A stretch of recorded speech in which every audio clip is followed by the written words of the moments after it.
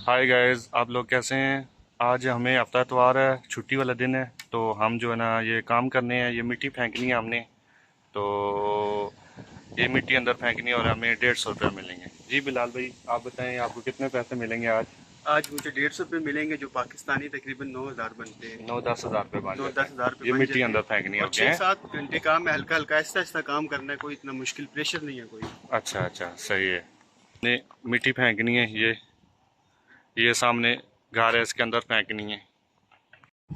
ये गाइस सारी सारी तरफ मिट्टी फेंकनी है। ये घर बन रहा है और घर के चारों तरफ मिट्टी फेंकनी है हमने आज।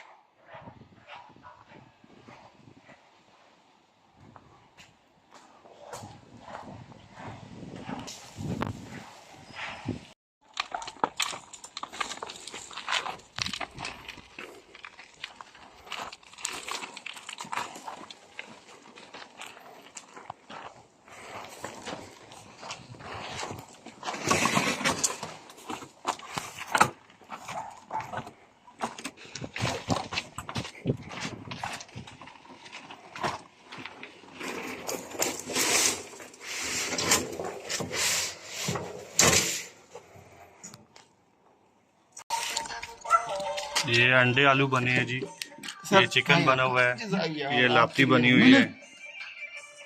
ये इंडिया के भाई हैं, टाइल फिक्सर हैं। ये खाना खाने लगे हैं भाई बलवीर के साथ।